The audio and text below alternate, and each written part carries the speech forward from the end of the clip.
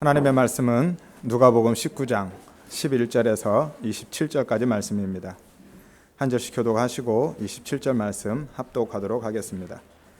그들이 이 말씀을 듣고 있을 때 비유를 더하여 말씀하시니 이는 자기가 예루살렘에 가까이 오셨고 그들은 하나님의 나라가 당장에 나타날 줄로 생각함이더라. 이르시되 어떤 귀인이 왕위를 받아가지고 오려고 먼 나라로 갈 때에 그 종여를 불러 은화 10문화를 주며 이르되 내가 돌아올 때까지 장사하라 하니라. 그런데 그 백성이 그를 미워하여 사자를 뒤로 보내어 이르되 우리는 이 사람을 우리의 왕됨을 원하지 아니하나이다 하였더라. 귀인이 왕위를 받아가지고 돌아와서 은화를 준 종들이 각각 어떻게 장사하였는지를 알고자 하여 그들을 부르니 그 첫째가 나와 이르되 주인이여 당신의 한 문화로 10문화를 남겼나이다. 주인이 이르되 잘하였다. 착하고 착한 종이여 내가 지극히 작은 것에 충성하였으니 10고을 권세를 차지하리라 하고 그 둘째가 와서 이르되 주인이여 당신의 한 문화로 5문화를 남겼나이다. 주인이 그에게도 이르되 너도 5고을을 차지하리라 하고 또 한 사람이 와서 이르되 주인이여 보소서 당신의 한 문화가 여기 있나이다. 내가 수건으로 싸두었나이다. 이는 당신이 엄한 사람인 것을 내가 무서워함이라. 당신은 두지 않은 것을 취하고 심지 않은 것을 거두나이다. 주인이 이르되 악한 종아 내가 내 말로 너를 심판하노니 너는 내가 두지 않은 것을 취하고 심지 않은 것을 거두는 엄한 사람인 줄로 알았느냐. 그러면 어찌하여 내 돈을 은행에 맡기지 아니하였느냐. 그리하였으면 내가 와서 그 이자와 함께 그 돈을 찾았으리라 하고 곁에 있는 자들에게 이르되 그 한 문화를 빼앗아 10문화 있는 자에게 주라 하니 그들이 이르되 주여 그에게 이미 10문화가 있나이다. 주인이 이르되 내가 너희를 말하노니 무릇 있는 자는 받겠고 없는 자는 그 있는 것도 빼앗기리라. 그리고 내가 왕됨을 원하지 아니하는 저 원수들을 이리로 끌어다가 내 앞에서 죽이라 하였느니라. 아멘. 여러분 안녕하세요. 반갑습니다. 휴가들 잘 보내고 계십니까?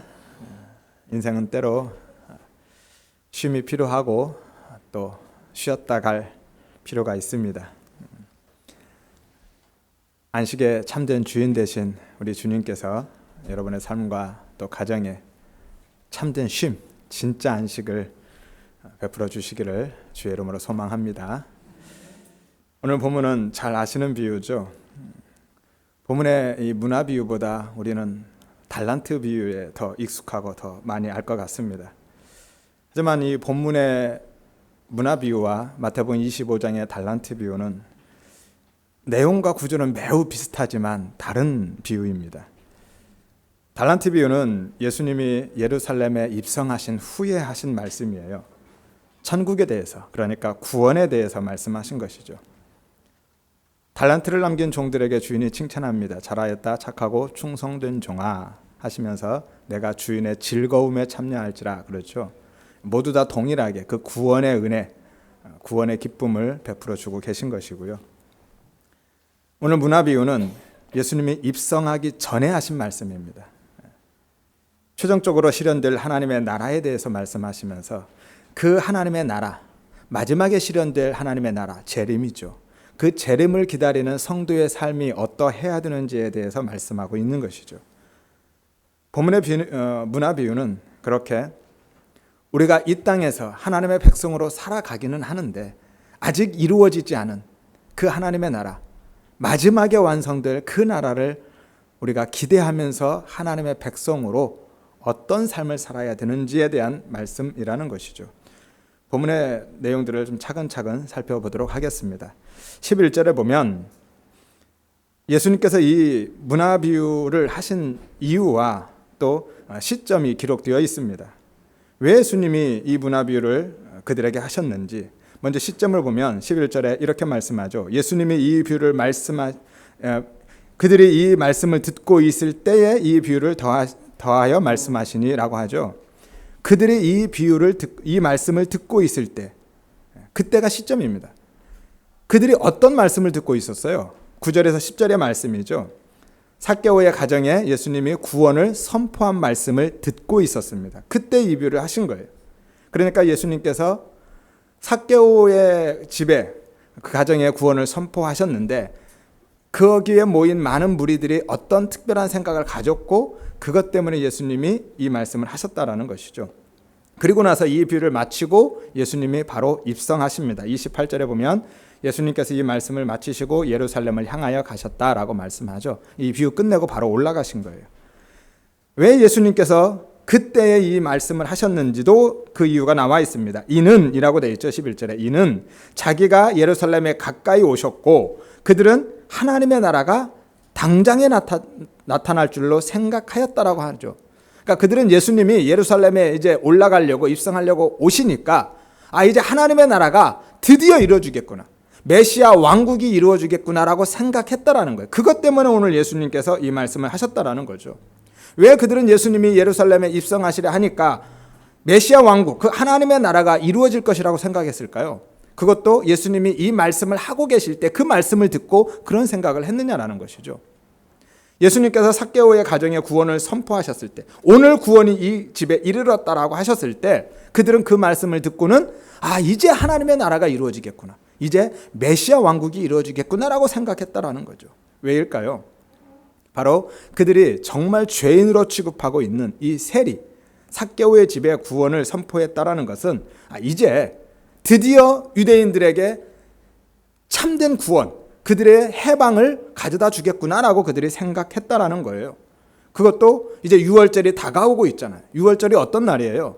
이스라엘 백성들이 애굽에서 나온 날이잖아요. 그날을 기념하는 날이 유월절이거든요. 그러니까 이제 예수님께서 유월절이 다가오는 그 시점에 예루살렘을 향하여서 올라가시려 하는데 그 직전에 삭개오의 집에 구원을 선포하셨단 말이죠. 그러니까 이런 사람 집에도 구원이 임하였다라면 우리에게 진짜 구원이 이제 임하겠구나라고 그들이 생각했다라는 거예요. 그래서 예수님의 그 오늘 구원이 이 집에 이르렀다는 이 말씀은 정말로 종말론적인 그 묵시의 분위기가 가득한 말씀이었거든요. 그래서 그들이 예수님의 말씀을 오해할 수밖에 없었다라는 것이죠. 그 구원의 날이 그들은 유월절이 적기라고 생각했던 거예요. 그날이 바로 이스라엘 백성들을 해방시킨 날이기 때문에. 그래서 진짜 메시아 왕국, 예수님께서 왕으로 다스리시는 그 하나님의 나라가 이제 그들에게 임할 것이다. 로마 제국을 예수님께서 붕괴시키고 전복시키고 자신들을 그들에게서 해방시킬 그날이 이제 다가왔다, 임박했다, 당장에 나타날 것이다라고 생각했기 때문에 예수님이 이 말씀을 하셨다라는 것이죠. 그들의 오해를 바로잡아 주기 위해서. 예수님께서 유월절에 유대인뿐만이 아니라 모든 인류를 해방시켜 준 건 맞습니다. 하지만 정치적으로 해방시켜 준 게 아니라 죄에서 해방시키셨죠. 그리고 로마 제국을 붕괴시키고 그들을 제거함으로써, 전복시킴으로써 해방시킨 것이 아니라 예수님이 십자가를 지고 돌아가심으로써 진짜 해방을 가져다 준 것이거든요.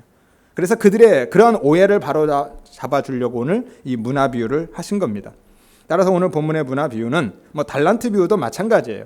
우리는 그동안 하나님께서 우리에게 나눠주신 그 은사 혹은 능력, 그 달란트들을 잘 사용해서 열심히 일해서 충성해서 많은 열매를 맺으면 이 땅에서 혹은 하나님의 나라에서 하나님께서 우리에게 큰 상급을 주실 것이다. 그러니까 열심히 봉사하고 열심히 우리의 달란트를 사용해서 일하며 살아가자. 그렇게 이해를 하고 있습니다.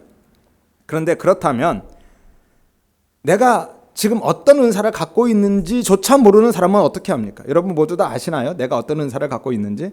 그리고 그 은사를 사용해서 잘 섬기고 계신가요? 혹은 나사로처럼 하나님의 나라에 어떤 것도 기여할 수 없는, 아무것도 가진 게 없는 사람은 어떻게 합니까? 그러면 나사로 같은 사람은 이 땅에서도 거지로 살고 하나님의 나라에서도 거지로 살아야 되나요? 아무 상급도 받지 못하고? 혹은 신체적으로 혹은 정신적으로 장애가 있는 분들은 어떡합니까? 그들은 섬길 수 있는 여력은커녕 오히려 평생을 섬김을 받으면서 살아야 되는데 그분들은 하나님의 나라에서조차도 그렇게 아무것도 받지 못하고 차별받으며 그렇게 살아가야만 합니까? 그리고 이런 성경의 이런 말씀은 어떻게 이해해야 됩니까? 누가복음 17장 7절에서 10절에 보면 예수님이 하신 말씀인데요. 이 말씀 하시고 얼마 있다가 바로 오늘 본문의 문화 비유를 하신 거거든요. 17장 7절에서 10절에 보면 너희 중 누구에게 밭을 갈거나 양을 치거나 하는 종이 있는데 그가 밭에서 돌아오면 그에게 이르기를 고생했다. 와서 먹고 앉아서 먹고 쉬어라. 그렇게 명한 대로 하였다고 그 종에게 감사하겠느냐라는 거예요. 그럴 사람이 있겠느냐. 우리는 무익한 종이다. 우리가 하여야 할 것을 한 것뿐이다 라고 하지 않겠느냐라는 거예요. 여러분, 종은요, 자기가 어떤 일을 했어도 그리고 그 일을 통해서 어떤 결과를 가져왔어도 그것을 통해서 주인에게 칭찬받지 않습니다. 그것에 대한 보상을 받지 않는다라는 거예요. 그가 한 일은 당연한 일이기 때문에. 종은 주인이 시킨 일을 당연히 해야만 하는 존재이고요. 자기가 한 일을 근거로 해서 주인에게 살해를 받는 일은 없습니다. 그러니까 감사를 받거나 대가를 받거나 보상을 받지 않는다라는 거예요. 내가 한 일을 근거로 보상을 받고 대가를 받는 사람들은 종이 아니라 품꾼이겠죠. 100번 양보해서 그에게 진짜 상 혹은 상급이 주어진다고 하면 문제가 사실은 더 심각해집니다. 한 번만 더 생각해 보십시오. 여러분, 상이 뭡니까? 상이라는 게 뭐예요? 나와 다른 사람들을 비교해서 상대적으로 내가 더 많은 우위를 누리고 즐기는 것이 상입니다. 한마디로 더 나은 환경, 더 많은 소유, 더 좋은 평가를 얻고 그와 내가 차별을 갖는 게 상인 거예요. 차이를 두는 겁니다. 그러면 천국은 어떤 곳이죠? 진짜 만족, 절대 만족, 절대 행복이 있는 곳이라고 우리는 알고 있습니다. 그런데 그런 천국에 그런 우열, 그런 차이, 그런 격차, 그런 차별이 공존할 수 있나요? 진짜 만족, 완전한 만족과 행복과 그런 차별과 격차와 우열이 존재할 수 있느냐라는 거예요. 공존할 수 있습니까?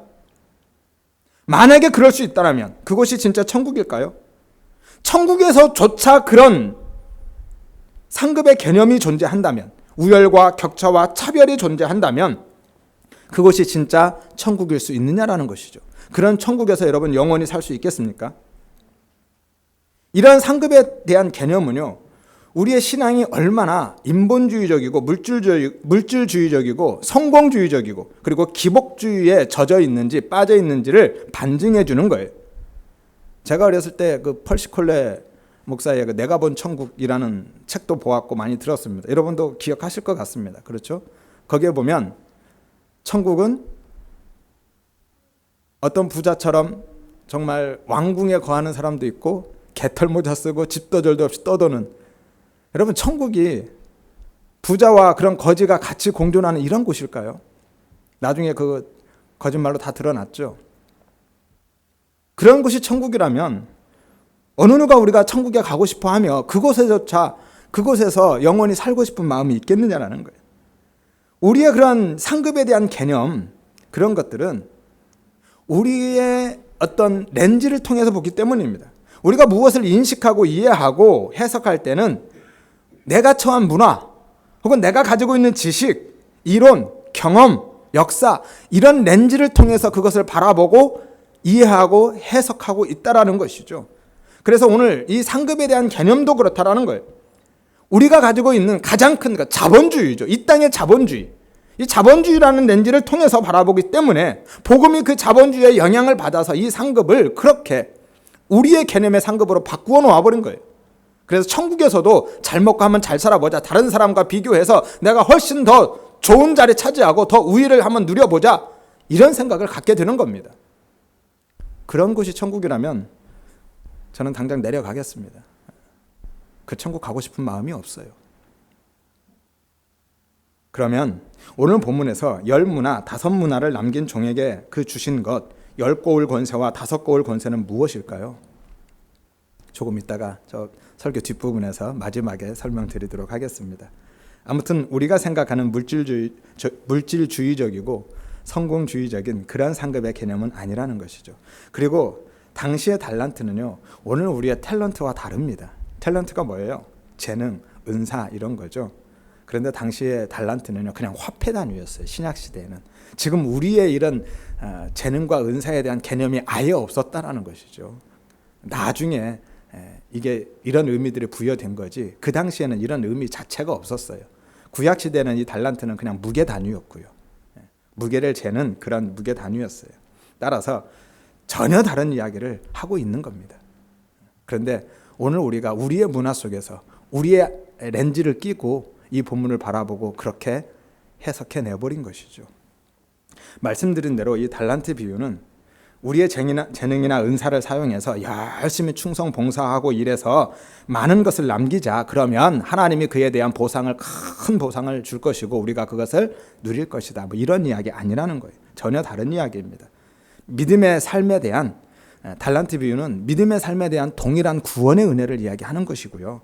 이 문화 비유는 하나님의 나라 그 재림을 기다리는 성도의 삶에 대한 이야기라니까요. 예수님이 이 말씀을 하신 시점과 이유가 있었잖아요. 그것이 바로 그들이 하나님의 나라에 대한 오해를 하고 있었기 때문에 그 오해를 바로 잡아주기 위해서 하신 거라니까요. 그러니까 하나님의 나라에 대한 비유예요. 우리의 상급에 대한 비유도 아니고요. 우리의 달란트에 대한 이야기도 아니라는 겁니다. 오늘 비유를 간략하게 요약해드리면 어느 한 귀인이 있었는데요. 이 귀인은 귀족이었고요. 혹은 왕족이었습니다. 어느 날 종들을 불러서 일을 맡기고 왕위를 받기 위해서 먼 나라로 떠납니다. 그런데 문제는 그가 왕됨을 원치 않는 사람들이 있었다는 거예요. 그 사람들이 사절단을 보내서 그가 왕됨을 반대했습니다. 하지만 결국 그가 왕위를 받게 되죠. 그리고 그 왕위를 받아서 돌아와서는 종들과 계산을 합니다. 그리고 나서 그 왕됨을 반대했던 사람들을 다 죽였다라는 게 오늘 본문의 내용이죠. 그런데 이 이야기는 사실 당시의 유대인들에게 있어서는 아주 매우 익숙한 이야기였습니다. 예수님이 오시는 당시에 유대의 분봉왕이 누구였죠? 헤롯이었죠. 분봉왕은 로마가 다스리는 영토가 너무 컸기 때문에 로마 황제가 각 지역에 영주 같은, 그러니까 이 사람들이 옛날에는 영주라고도 하고 분봉왕이라고도 하죠. 이런 사람들을 따로 두었어요. 그러니까 유대도 로마의 속국이었기 때문에 유대를 로마 황제가 직접 통치할 수가 없으니까 대신에 통치자를 세우는 겁니다. 영주들을 세워서 다스리게 하는 것이죠. 그가 분봉왕입니다. 아무튼 그 당시의 분봉왕은 헤롯이었는데요. 그 헤롯의 어머니는 유대인이었지만 아버지가 에돔 사람이었어요. 에돔 사람은 누구예요? 에서의 후예잖아요. 그러니까 유대인들은 그 헤롯을 그들의 왕으로 받아들일 수가 없었던 거예요. 결사적으로 반대했습니다. 그런데 로마 황제가 승인해 버렸어요. 당시에 각 지역의 분봉왕들, 이 영주들은 반드시 황제의 승인을 받아야만 했거든요. 황제가 그를 분봉왕으로 승인해버린 것이죠. 근데 유대인들은 끝까지 반대합니다.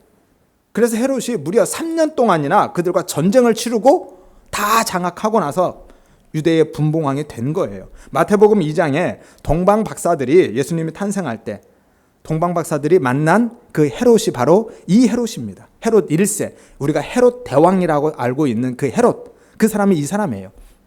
그리고 나서 마태복음 2장 22절에 가면 그가 죽습니다. 그 헤롯이 그렇게 핍박하니까 어린아이들을 죽이고 하니까 떠났죠. 그러다가 하나님이 사자를 보내서 이야기하죠. 야, 그가 죽었다. 이제 돌아가라. 그러고요. 그가 죽었습니다. 그리고 나서 그의 아들 아켈라오가 이어서 왕이 됩니다. 그리고 그가 왕이 될 때도 한바탕 대소동이 벌어져요. 아켈라오 역시 로마 황제의 승인을 받기 위해서 로마로 떠나는데요. 그런데 아켈라오는 더 문제가 심각합니다. 그의 어머니가 사마리아인이에요. 아버지는 누구예요? 에돔 사람이라니까요.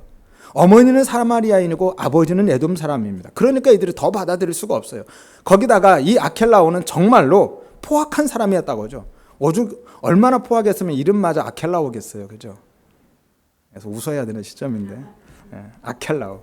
아무튼 진짜 악한 사람이었습니다. 그래서 유대인들이 그를 도저히 받아들일 수가 없어요. 그래서 끝까지 반대합니다. 어떻게 반대해요? 로마의 사절단까지 파견하면서 반대하는 거예요. 뒤로 사람들을 보내서 로마 황제에게 이 사람은 절대로 유대의 왕이 되어서는 안 됩니다라고 극렬하게 반대했던 거죠. 그런데 로마 황제가 승인해 버렸습니다. 아켈라오가 돌아와서는 자기를 반대한 사람들을 다 죽여버렸어요. 싸그리 죽입니다. 그 이야기를 하고 있는 거예요. 예수님께서. 그러니까 이 이야기는 당시를 살고 있는 유대인들은 모르는 사람이 없죠. 그들 안에서 지금 얼마 전에 벌어졌던 일들이잖아요. 그러니까 예수님께서 이 이야기를 이 배경으로 해서 자신과 오버랩시키고 있는 거예요. 헤롯 아켈라오에게 쏟아진 유대인들의 그 미움, 원망, 증오, 분노의 감정들이 자기 자신에게 그대로 투영될 것을 말씀하고 계신 거죠. 물론 유대인들이 아켈라오를 왕으로 인정하고 싶어하지 않고 그를 미워했던 것과 예수님을 왕으로 삼으려 하지 않고 그를 미워했던 것은 전혀 질적으로 다른 문제입니다. 아켈라오보다 사실은 예수님은 그들을 더 미워했죠. 예수님은 십자가에 결국 못 박아 죽였는데요. 아무튼 전혀 다른 질적으로 다른 문제이긴 하지만 오늘 예수님은 이런 배경들을 가지고 그 배경을 자신에게 투영시켜서 지금 말씀해 주고 계시는 것이죠. 이제 다시 본문으로 돌아와 보겠습니다. 주인은 떠나기 전에 종 10명을 불러서 은 한 문화씩을 줍니다. 이 한 문화는 100일치 일당에 해당됩니다. 일당 10만 원 받는 사람이면 한 1,000만 원 정도 되겠고요. 20만 원 받으면 2천만 원 되겠죠. 30만 원 받으면 3천만 원 될 겁니다. 그러니까 수천만 원을 맡기고 간 거예요. 그리고 내가 다시 올 때까지 장사를 해라 라고 이야기를 합니다. 그런데 당시의 상황, 이 정치적인 배경을 반영해서 보면 주인의 이 명령이 결코 간단한 문제가 아니라는 거예요. 그냥 열심히 일해서 돈 벌어라 그 이야기를 하고 있는 게 아니라는 것이죠. 단순히 성실하게 살아라, 열심히 살아라 라고 하는 게 아니라 주인은 지금 종들에게 내가 없는 동안에 딴 생각하지 말고 나에게 목숨 걸고 충성해라. 그리고 그 증표를 가지고 나중에 내가 계산할 것이다 라고 말씀하고 이야기하고 있는 거예요. 왜냐하면 주인이 요구하는 이 장사라는 게요, 종이 자기 이름으로 자기 가게를 열고 자신이 품목을 선택해서 장사를 하는 게 아닙니다. 당시의 종은요, 재산을 소유할 수가 없어요. 당시의 종은 우리 옛날의 종들도 마찬가지죠. 이름조차 없는 사람들입니다. 우리 옛날에 종들 뭐라고 불렀어요? 개똥이, 돌쇠 이렇게 불렀죠. 특별한 이름조차 없어요. 무엇인가를 계약을 하고 장사를 하려면 계약서에 직인도 찍어야 되고요. 계산도 해야 되는데 자기 재산도 없고 자기 이름도 없는 사람이 자기 이름으로 계약을 할 수가 없습니다. 품목을 선택할 수도 없고요. 그래서 종은, 그 노예들은 자기 이름으로 가게를, 물품을 계약하거나 거래할 수 없는 거예요. 그러니까 이 종은 반드시 당연히 주인의 이름으로 거래를 해야만 하는 겁니다. 주인의 이름으로 계약하고 주인의 이름으로 거래하는 거예요. 그리고 이전에 주인이 계속 거래했던 그 품목들을 거래하는 겁니다. 그것을 의미하는 거예요. 그러면 주인의 이름으로 혹은 주인의 품목을 계속 거래한다는 게 어떻게 목숨을 건 충성을 의미하는 거냐는 것이죠. 당시의 정치적 상황이 어떻다고 그랬어요? 왕이 되려는 세력과 그 왕이 되려는 사람을 반대하는 세력들, 막아내고자 하는 세력이 강하게 충돌하는 상황이었습니다. 따라서 정치적으로 엄청난 과도기였고요. 큰 불안과 불확실성의 시대를 살고 있었어요. 누가 왕이 될지 예측 불허한 시대인 거예요. 그러니까 주인은 지금 왕위를 받아 가지고 오려고 떠났지만 그가 거기에서 왕위를 인정을 받지 못하면, 황제의 승인을 받지 못하면 그는 못 돌아오는 겁니다. 그는 거기서 죽는 거예요. 그를 반대한 세력에 의해서.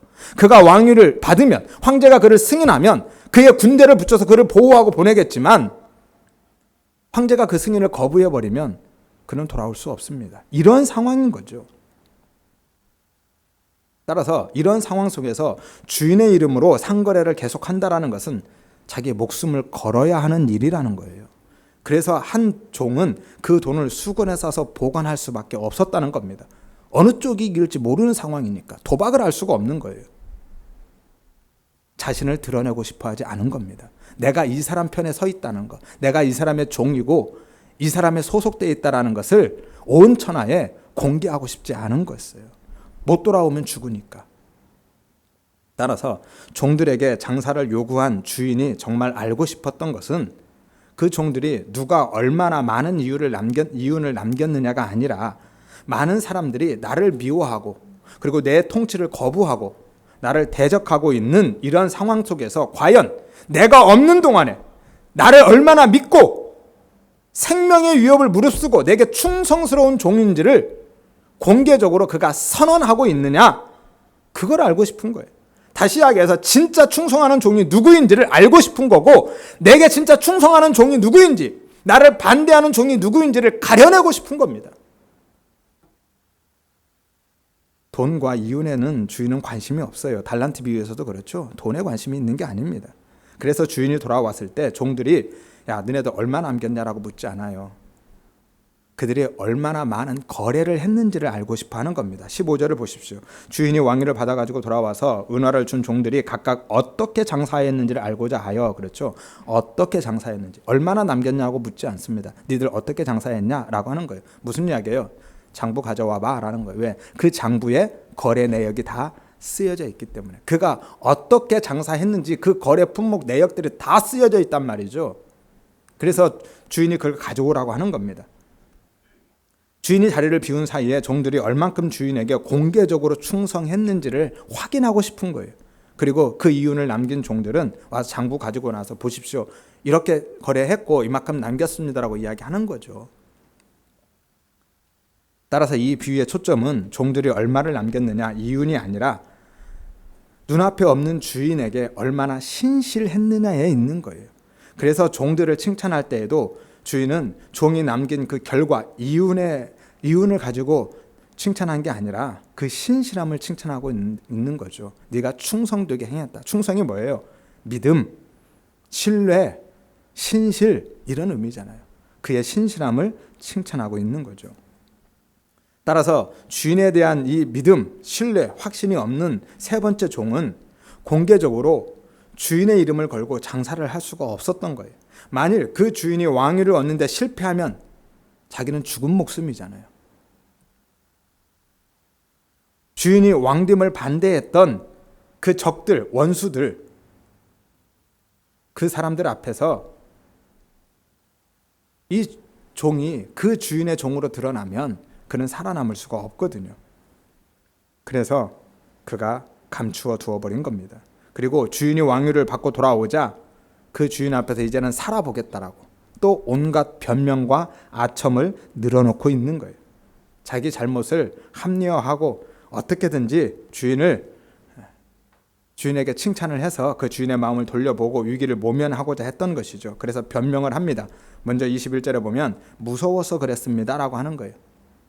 당신은 엄한 사람인 것을 내가 알아서 무서워서 그랬습니다. 이 엄한이라는 것은 거친, 난폭한, 질풍노도 같은 이런 뜻이에요. 질풍노도가 뭐예요? 정말 빠르게 부는 바람, 그리고 정말 성난, 큰 소용돌이치는, 무섭게 소용돌이치는 큰 파도를 이야기하잖아요. 그런 사람입니다. 그러니까 이 장사를 안 하고 수건에 싸두었던 이 종은 이렇게 이야기하고 있는 거예요. 주인님, 내가 당신에 대한 믿음이 없어서 그런 게 아닙니다.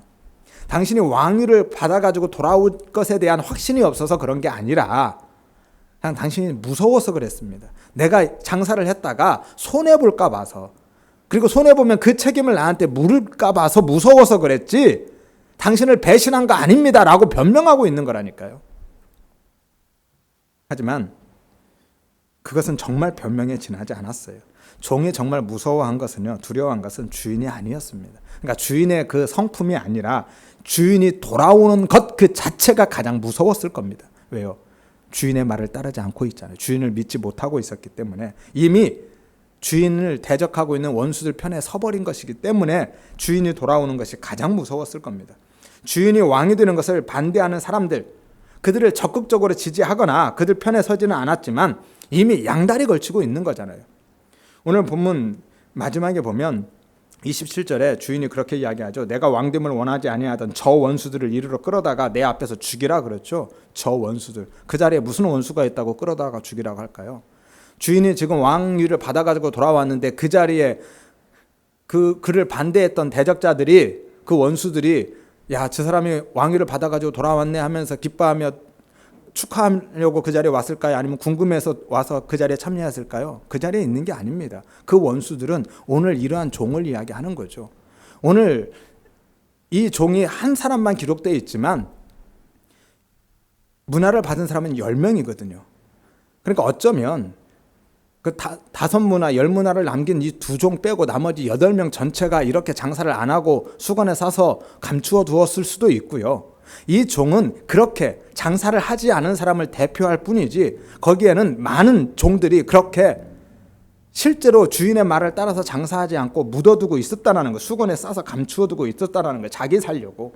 그러니까 그들의 속마음은 이미 주인이 왕위를 받아 가지고 오지 않기를, 주인이 왕위를 받는데 실패하기를 기대하고 있었던 것이죠. 그러니까 그들은 실제로 왕의, 이 주인의 원수인 겁니다. 그래서 그들을 다 잡아다가 죽이라고 하는 거예요. 또 하나는 무서워서 그랬을 뿐만이 아니라 그랬다고 변명할 뿐만 아니라 이 주인에게 많은 아첨을 늘어놓고 있어요. 21절에 보면 계속해서 이야기합니다. 이는 당신이 엄한 사람인 것을 내가 무서워함이라 당신은 두지 않은 것을 취하고 심지 않은 것을 거두나이다 라고 이야기하죠. 이 말씀은 사실 우리의 문화와 개념 속에서는 잘 이해하기 어려운 말입니다. 왜냐하면 이 말은 누가 봐도 주인을 굉장히 혹은 최고로 모욕하고 있는 말이기 때문에 당신은 두지 않은 것을 취하고 심지 않은 것을 거둡니다 라고 하는 이 말 한번 보십시오. 엄한 사람입니다. 이 말 자체도 주인을 모욕하는 거죠. 어떤 의미라고 그랬어요? 거친, 난폭한, 질풍노도 같은 이런 의미라고 그랬죠. 한마디로 성질 더러운 사람이라는 거예요. 그냥 더러운 게 아니라 정말 더럽게 더러운 사람. 주인이 얼마나 기분 나쁘겠어요. 그 면전에다 대고 당신은 성질 더러운 사람을 내가 무서워서 그랬습니다 라고 하니까. 또 하나 보십시오. 두지 않은 것을 취하고 심지 않은 것을 거둔다. 원래 의미가 이런 의미입니다. 놓아두지 않은 것을 가져오고 씨를 뿌리지 않은 것을 추수하는 사람이라는 의미예요. 그런 사람은 어떤 사람이에요? 내가 이것을 놓아두지 않았는데 그거 가져와요? 누구예요? 도둑놈이잖아요. 내가 심지 않은데 다른 사람이 심어놓은 거를 내가 가서 다 추수하고 거둬와 버리면 누구예요? 약탈자죠. 그러니까 이 종은 지금 주인에게 우리의 개념 속에, 우리의 문화 속에서 보면 이렇게 이야기하고 있는 거예요. 당신은 정말 성질 더러운 막대먹은 도둑놈이자 약탈자라고 하고 있는 거예요. 그것도 면전에서. 말이 안 되죠? 이상하죠? 또 저만 이상해요? 한 번만 더 생각해 보십시오. 지금 종은 그렇지 않아도 지금 위급한 상황이잖아요. 죽느냐 사느냐는 판이에요. 배신자로 지금 몰려있기 때문에 생명이 위급한 상황. 그 상황 속에서 지금 주인의 면전하다 대고 그런 말을 한다는 게 말이 되느냐는 거죠. 그러면 그런 상황에서도 그런 말을 한다는 거 딱 하나밖에 없어요. 이제 살기를 포기한 거죠. 이제 나는 죽었구나, 끝났구나, 도저히 용서받을 수 없구나 생각하고 최대한 주인에게 모욕을 퍼붓는 뭐 그런 상황으로밖에는 우리가 이해할 수 없는 겁니다. 근데 그럴 것 같으면 오늘 종이 굳이 수건에 싸둔 문화를 곱게 들고 와서 그거 내놓으면서 이렇게 정중하게 보고할 이유가 없잖아요. 나는 당신이 싫습니다. 당신이 왕되는 걸 도저히 용납할 수 없습니다라고 차라리 얼굴에 침이라도 뱉고 마음대로 하십시오. 그게 정상 아니에요? 굳이 그거 들고 와서 이렇게 정중하게 보고해요? 말이 안 되거든요. 지금 종은요, 주인을 모욕하고 있는 것이 아니라 자기 살려고 살아보겠다고 주인을 최대한 높이고 있는 것이고요. 경의를 표하는 찬사를 주인에게 돌리고 있는 거예요. 그러면 이 모욕적인 말이 어떻게 최고의 경의를 표하는 찬사가 될 수 있는가라는 게 문제이겠죠. 당시에 중동에는 유대인들, 이스라엘 백성들만 살고 있는 게 아니라 많은 부족들이 살고 있는데요. 그들 중에 하나가 이 베두인족이 있습니다. 아시죠? 베두인족. 그들은 농사를 하지 않았습니다. 곡식을 기르는 것, 그것을 수치스럽게 생각했던 사람들이고요. 그들은 무장을 하고, 물론 유목 생활을 하지만 대부분 무장을 하고 다른 사람들의 것을 약탈하면서 살았던 사람들이 이 베두인족들이거든요. 그래서 그들은 한 남자의 능력, 가치를 어떻게 평가했냐면 그가 습격하는 데 얼마나 능숙한 기술을 가지고 있는가로 평가했습니다. 그리고 그가 얼마나 많은 약탈을 자행했는가, 그것으로 그의 능력과 가치를 평가하는 사람들이었어요. 그러니까 한 문화를 수건에 싸둔 종은 지금 주인을 그런 거칠고 난폭한 질풍노도 같은 그런 능력이 있는 약탈자로 축쳐 세우고 있는 거라는 거죠. 따라서 오늘 이 주인이 베두인족의 우두머리라면 이 종의 이 말은 정말 당신은 능력이 출중한 지도자라고 인정하는 말이 되는 거예요. 그러한 최고의 찬사가 되는 것이죠. 그런데 문제는 이 주인이 베두인족이 아니라는 데 문제가 있습니다. 이 종은요, 농촌의 정착형 공동체에 살고 있는 귀인인 것이죠. 따라서 이 종의 말은 정착형 공동체 사람에게는 매우 모욕적인 말이 아닐 수가 없는 것이죠. 그러니까 이 종은요, 그동안에 주인을 엄청나게 잘못 판단해 왔고 잘못 알고 있었고 완전히 오해하고 있었다라는 거죠. 종은 이 주인이 어떤 사람인지도 모르고 있었던 거예요. 실제로 주인이 그런 사람이 아니라, 난폭한 사람이 아니라 종의 주인을 잘못 알고 있었던 거죠. 무서워했다라는 게 이게 디포넌트 동사인데요. 주인이 실제 그런 사람이 아니라 자기가 그렇게 생각했던 거예요. 종이 그렇게 오해할 수밖에 없었던 이유들이 있습니다. 왜 종이 주인을 오해할 수밖에 없었는지, 그 주인을 그런 종에게 주인이 어떤 판결을 내렸고, 그리고 그 판결의 의미가 무엇인지 이렇게 다 살펴보아야만 하는데, 시간 관계상 다음에 기회가 되면 나누도록 하고요. 이 부분에는 넘어가겠습니다. 아무튼 종은 자기의 안경을 끼고 주인을 잘못 보고 있었고요. 오해하고 있었고 잘못 판단하고 있었어요. 그러니까 이런 말을 하고 있는 거, 칭찬이라고 했는데 그 말이 오히려 주인에게는 모욕이 되는 것이죠. 아무튼 간에 지금 우리는요, 이 땅의 교회들 혹은 성도들은 오늘 본문 속의 종들과 같은 상황에 놓여 있습니다. 우리 주님은 우리에게 다시 오시겠다라는 그 말씀 하나 남기시고 가버리셨어요. 떠나셨죠. 요한복음 14장 2절에 3절에 보면 내가 너희를 위하여 거처를 예비하러 간다. 가서 너희를 위하여 거처를 예비하면 다시 와서 너희를 내게로 영접하여 나 있는 곳에 너희가 있게 하겠다라고 말씀하죠. 예수님은 가버리셨습니다. 이 땅에 지금 안 계셔요. 그리고 지금 세상은 온통 주님을 미워하고 그 주님의 왕되심을 반대하고 거부하고 막아서고 다시 오심을 부인하고 오히려 조롱하는 사람으로 가득합니다. 베드로후서 3장 3절에 4절에 보면 말세에 조롱하는 자들이 와서 자기의 정욕을 따라서 행하면 그러니까 지들 멋대로 살아가는 거죠. 왜? 그들은 재림이 없다고 생각하니까 조롱하여 이르되 주께서 강림하신다는 약속이 어디 있느냐? 주님이 오신다고 했는데 그 말이 되냐? 지금 상황을 바라라는 거예요. 주님이 강림하시는 게 말이 되느냐?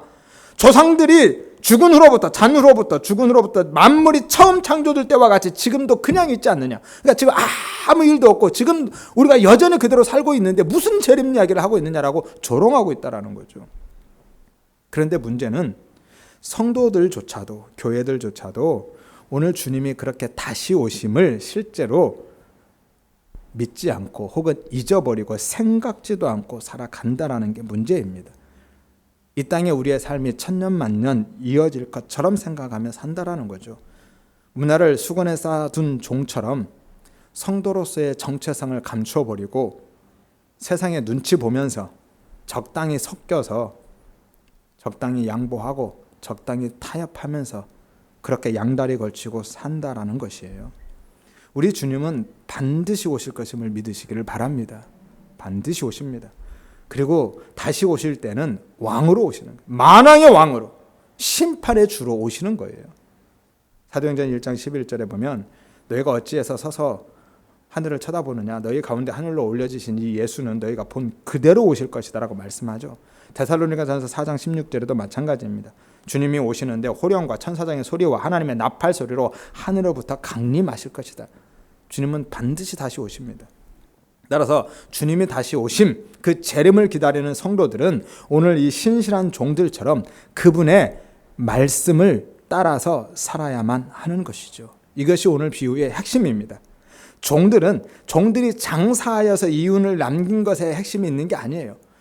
주인이 남기고 간 그 말을 따라서 산 것이 오늘 본문의 핵심이라는 거죠. 그 말이 어떤 말이에요?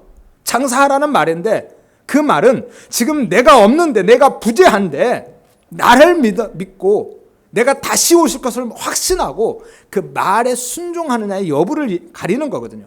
그러니까 그 말은 지금 주인이 다시 오심, 주인의 부재 속에서 그가 다시 오심을 기다리고 있는 이 종들과 그 부재한 주인을 연결하고 있는 유일한 것이 이 말인 거예요. 유일한 연결고리이고 접촉점입니다. 신실한 종들은 그래서 그 주인의 말을 따라서 사는 거예요. 그들이 장사를 한 것은 중요하지 않습니다. 그들이 무엇을 했든, 그들이 얼마를 남겼든 그것은 하나도 중요한 게 아니에요. 이 종들은 주인의 말을 그대로 따라서 살고 있었다는 거예요. 주인이 다른 걸 요구했으면 그것을 했을 겁니다. 중요한 것은 그들이 주인의 말을 믿었고 그 말을 붙들고 그 말을 따라서 살았다라는 것이죠. 마찬가지로 우리를 떠나 하늘 왕위를 받으러 가신 우리 주님과 주님의 그 가시적인 부재, 지금 주님은 가시적으로 이 땅에 계시지 않잖아요.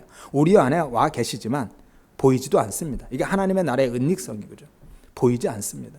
그래서 모든 사람들, 세상 사람들은 하나님의 나라가 없다라고 생각하고 다시 이 땅에 하나님의 나라가 이루어질 것은 생각도 안 하고 살아갑니다. 그 예수 그리스도의 재림을 오히려 조롱하며 사는 거예요. 그렇게 가시적인 주님의 부재 속에서 살아가고 있는 우리는, 성도들은, 교회들은 그 주님의 말씀, 그것을 믿고 그것을 붙들고 그 말씀만 의지하고 그 말씀을 따라서 장사하며 살아가야 된다는 거죠. 장사. 그러니까 내가 그리스도인으로 드러나는 것. 장사가 주인의 이름으로 하는 거라고 그랬잖아요. 그래서 그 장사를 하면 그 사람이 그 주인의 종임이 드러나는 거거든요. 공개적으로 내가 믿는 자임이 드러나는 것, 그게 장사하는 것의 의미입니다. 그렇게 내가 그 주인의 종이라는 것, 내가 하나님 백성이라는 것, 그 믿음을 갖고 산다라는 것을 이 땅에서 드러내며 살아가는 것, 그것이 장사하는 것이거든요. 그것이 바로 예수 그리스도의 재림을 기다리는 성도의 삶이라는 것입니다. 이것이 신앙인 거예요.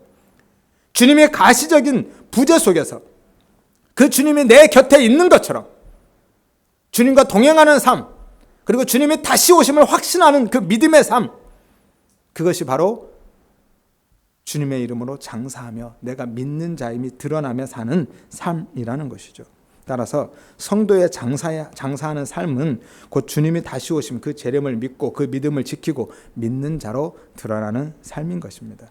이윤, 열매, 그건 중요하지 않아요. 얼마를 남겼는지 하나도 중요하지 않습니다. 중요한 것은 말씀을 믿고 붙들고 그 말씀을 따라서 살아가는 거예요. 그리고 그 말씀을 따라서 살기만 하면, 말씀을 믿고 우리가 복음 안에서 살아가기만 하면 그런 이윤들, 열매들은 저절로 따라오는 겁니다. 저절로 남겨지는 거예요. 우리가 노력해서 남겨가는 게 아니라 그냥 따라오는 겁니다. 요한복음 15장 1절에서 5절에 보면 나는 포도나무여 너희가 가지다. 가지는 스스로 열매를 맺을 수 없다. 가지는 붙어 있기만 하면 된다. 붙어 있기만 하면 열매를 많이 맺는데 떨어지면 어떻게 된다고요? 불에 던져 사른다 그러죠. 아무것도 할 수 없다. 그래서 열매는요, 가지에 맺히긴 합니다. 그죠? 모든 열매는 가지에 맺혀요. 하지만 가지가 스스로 노력해서 맺는 게 아니라 사실은 열매는 나무가 맺는 거예요. 가지에 맺히지만 가지가 맺는 게 아니라 나무에 맺히는 거예요. 이해되십니까? 나무가 맺는 거예요. 가지는 그냥 붙어 있기만 하는 겁니다. 따라서 가지된 우리가 할 일은 그냥 나무에 붙어 있는 거예요. 떨어지지 않는 겁니다.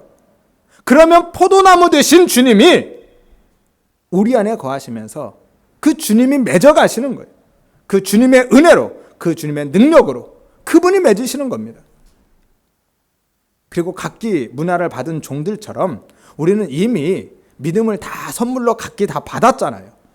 따라서 신실한 그 믿음 안에서 믿는 자로 드러나는 삶을 살아가기만 하면, 그것을 묻어두고 감춰두지만 않으면 그런 열매는 저절로 그렇게 따라오는 것이고 맺혀지는 거라는 것이죠. 그래서 너무 내가 맺으려고 애를 쓰지 마십시오. 그러면 바리새인들이 되는 거예요.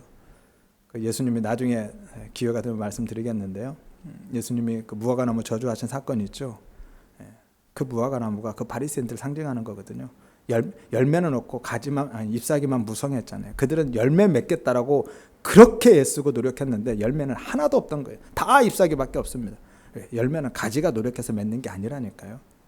나무가 맺는 겁니다. 우리가 아무리 어떤 노력을 해도 은혜 없이는 진짜 열매는 하나도 없다라는 것이죠.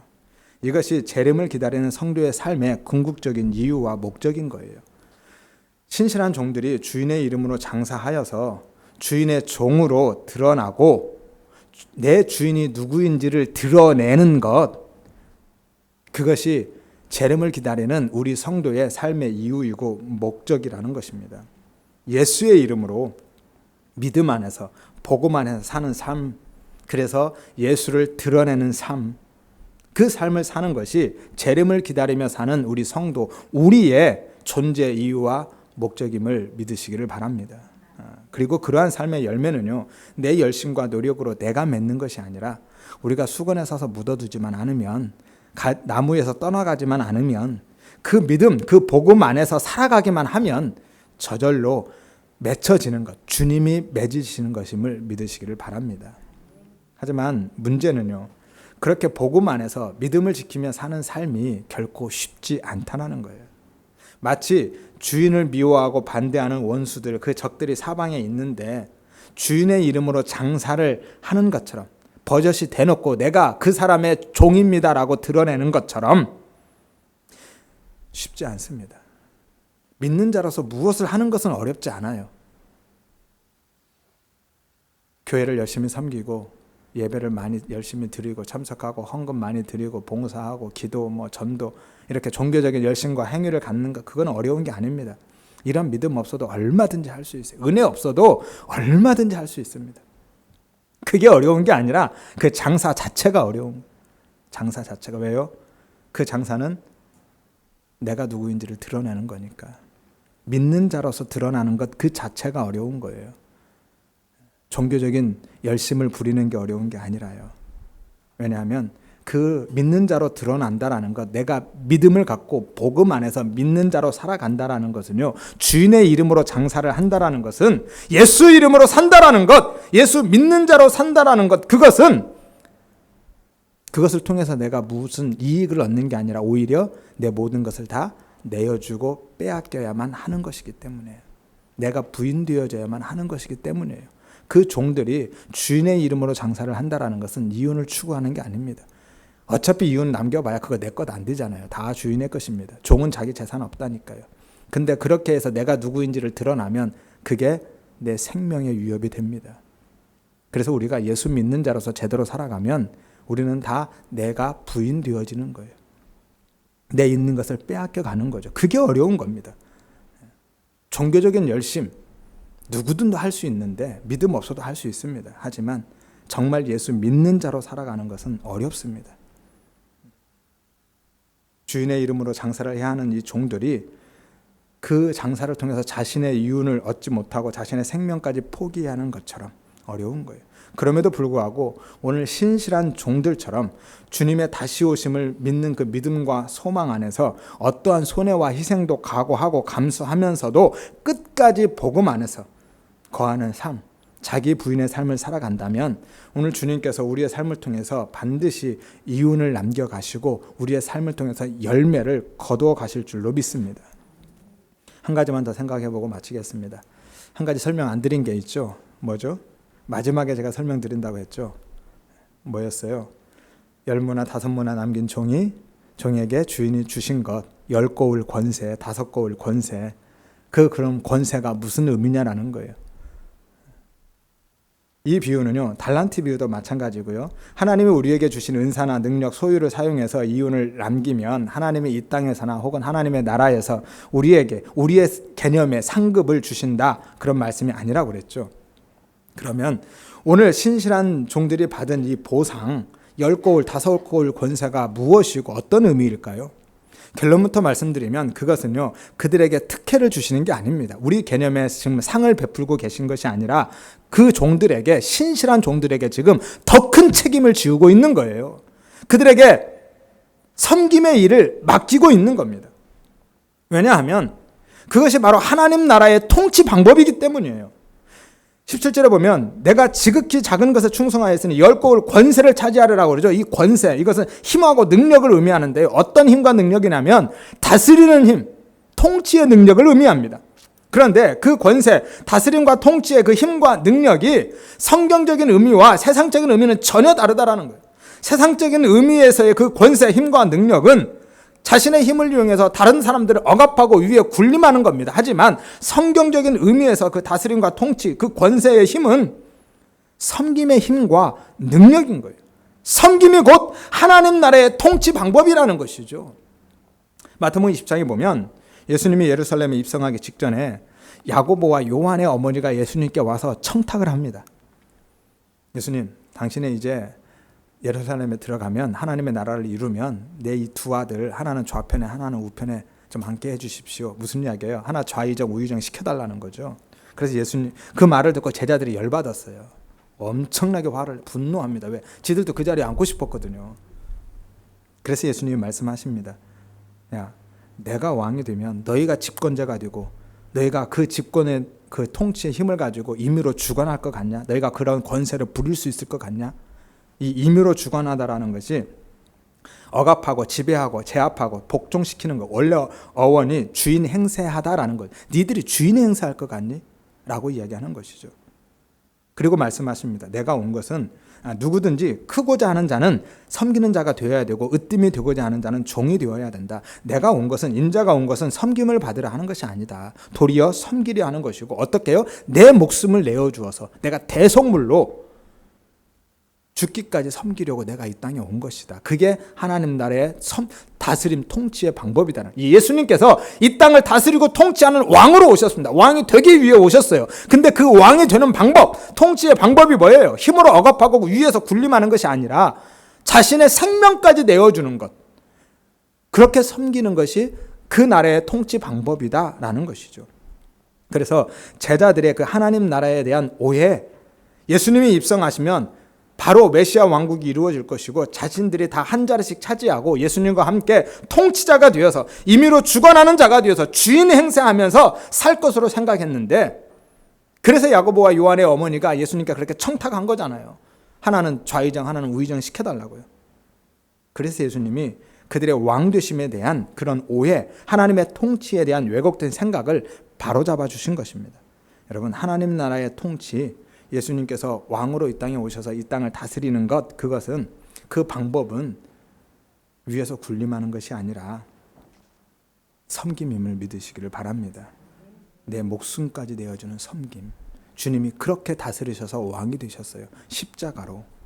따라서 그 권세는 주인이 행사하면서 힘을 억압하고 군림하는 것이 아니라 생명까지 내어주는 섬김의 권세다라는 것이죠.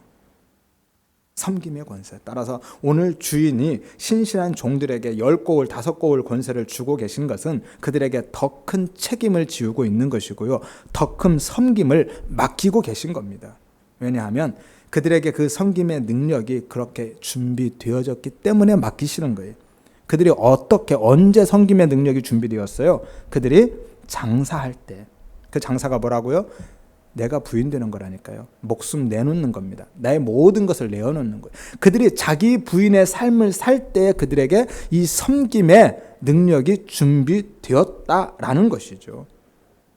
자기 부인의 삶 없이는 참된 섬김, 진짜 봉사, 그런 삶은 우리는 생각도 할 수 없습니다.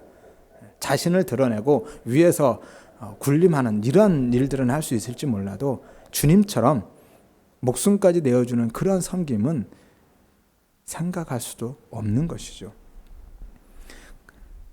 종들이요, 그렇게 장사하면서 주인의 말을 따라서 그 사는 삶을 통해서 그러한 섬김에 준비가 되어졌고, 그것을 통해서 맺혀진 그 열매, 그 상이 바로 다스리는 권세, 섬김의